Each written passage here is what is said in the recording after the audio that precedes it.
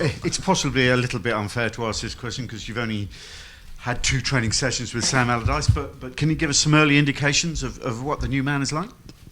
Yeah, it's been really good. There's been obviously lots of changes, not just with the manager, but a lot of changes around behind the scenes. So a lot has changed. Everyone's getting used to each other, but I think the first 2 days have been really positive.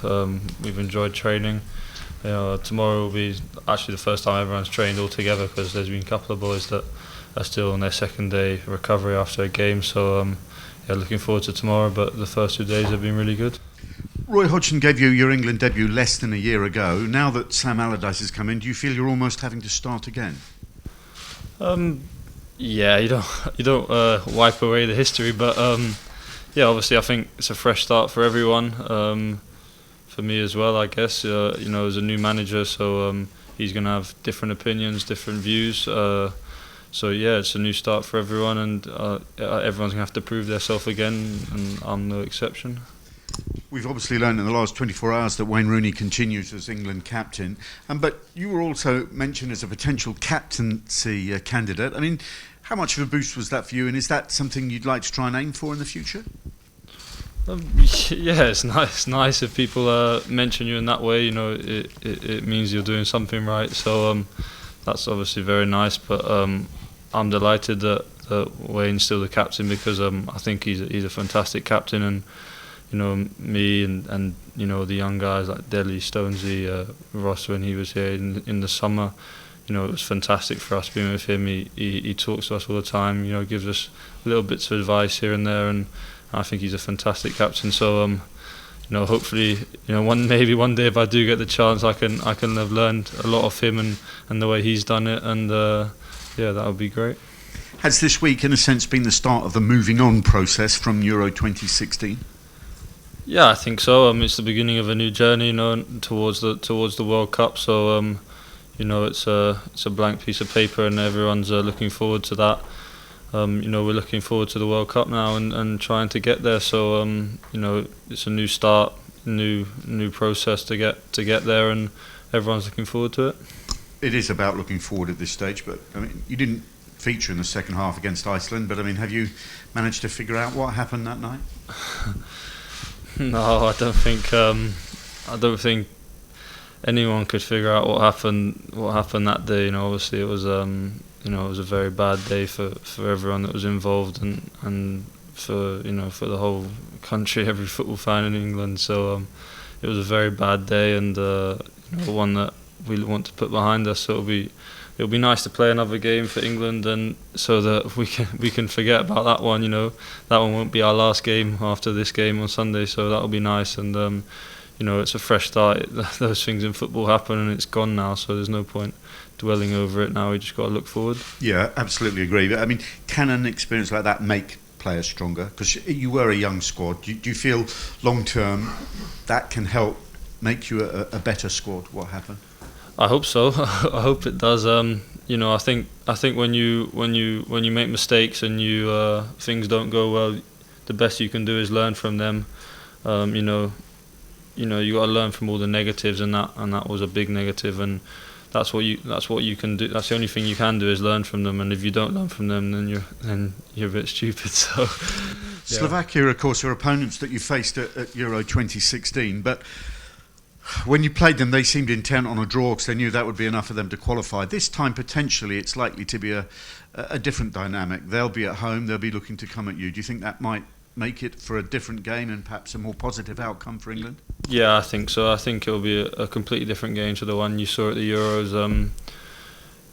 I remember talking to one of their players actually when we were on the side getting a water, and he was saying, all we need is a draw. So I think it'll be a bit different this game. Obviously, we'll be a different side, new manager, and completely different circumstances. So I don't think you can compare the two games at all, really. I know it's not all about records and statistics, but just how good would it be to continue this winning run of qualifiers, which at the moment stands at 12 in a row after the complete 10 out of 10 last time around and 2 at the end of the previous campaign? Yeah, no matter what game you want to win it, and it'd be really nice to continue that record. But there's a bigger picture as well, I think, and it's not just about winning your qualifying matches like we proved at the Euros. You know, you got to then go there and do well as well. So, you know, we want to win every game, obviously, but you know, there's a big picture which is getting to the World Cup, and you know, I don't really not too bothered if we win or lose our qualifiers, as long as we get there and then do well there.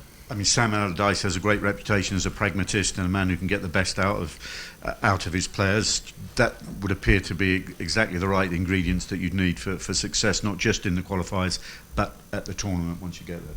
Yeah, I hope so. I hope he can get the best out of all of us, and we can do very well together. That's I think that's everyone's aim, his aim and our aim. I think his aim is obviously to get the best out of us, and our aim is to do the best for him. So you know, if both sides can do their jobs, then I think we'll be we'll be in a very good position. So yeah, I hope we can do that.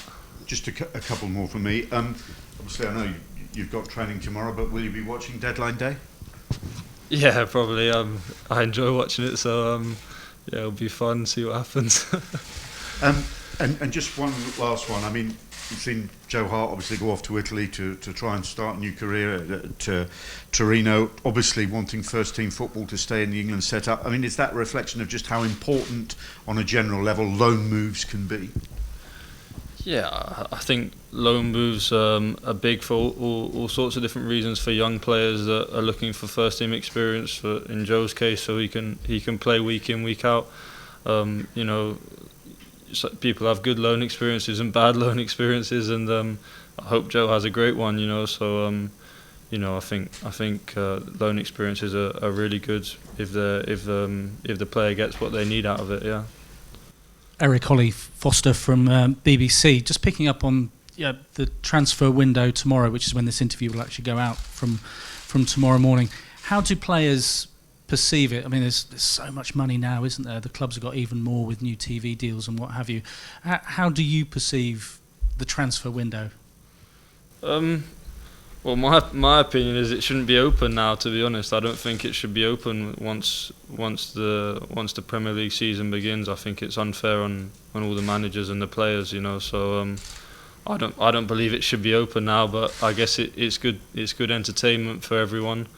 You know, for us as well. I enjoy watching it tomorrow. You know, today if it's out today. So you know, I enjoy watching it, but I don't believe it should be open once the Premier League starts. Is that quite unsettling that obviously you won't know who your teammates are going to be at Spurs until it closes to, you know, at the end of Wednesday night? Yeah. It's just my opinion. I just think I just think it's unfair on managers and players that once the season started, there are still people that could be in the dressing room that don't really know what their futures are, and once the season starts, I'd like to be at a club where everyone's pushing in the same direction, everyone knows where they stand. So that's just my opinion, but it's good entertainment, everyone enjoys it, but yeah, I don't think it helps players and managers once the season starts. Just a way of life and the way that football's gone. Do you feel for Joe Hart, somebody who you've obviously got to know quite well through England duty, having to scramble to find himself a club? Obviously, here's a guy who desperately wants first team football. Yeah, of course. You know, I think, you know, Joe's a fantastic guy, and you know, I'm sure he'll do well wherever he is. But obviously, you know, I feel it's disappointing for him, and everyone feels for him. But I think Joe said himself, you know, this is football. This is, you know, it's a business, and that's the way football is. Everyone has to get on with it, and I think Joe's taken that attitude as well, which is great, and you know, I think he'll do great wherever he is. But luckily you're settled. Everything's going very well. You're back in an England shirt. You talked about wiping the history clean and not trying to think too much about that horrible night in Nice. How difficult was that? Did you sort of rely on sort of fellow Tottenham teammates like Kyle Walker and like Dele as well to sort of come through that in a funny way? Would you not like to talk about it? Yeah, we could just not talk about it. Yeah, that would be easier. No, look, obviously I think everyone was.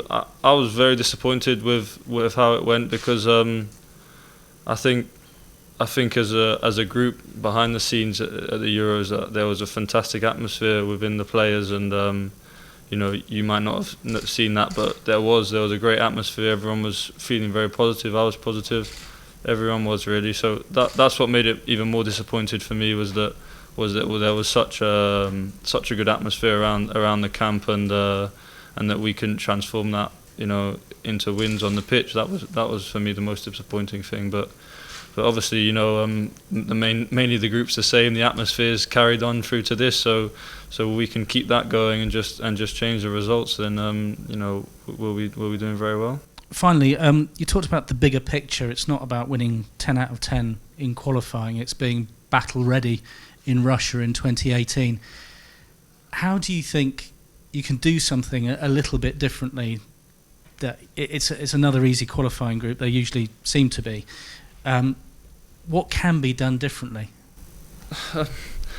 Well, obviously, there's a new manager, so he's going to have different ideas, different ways of doing things. It's been said already that he likes to try and make things simple, which is, for me, I think sometimes in football the hardest thing is to make things simple. So that can be good. We're going to have different ideas from the manager now, different ways that he's going to want us to play. So hopefully those can be the different things that help us. We'll have to wait and see. All right, thank you. Two questions from Simon Johnson. Finish. Hi Eric, Simon Johnson from the Evening Standard. Just a quick question on your Tottenham teammates Dele Alli and Harry Kane. How do you think they've come back and started the season so far? Yeah, good. I think. I don't know. You have to ask our manager. I think as a team we've had a bit of a slow start.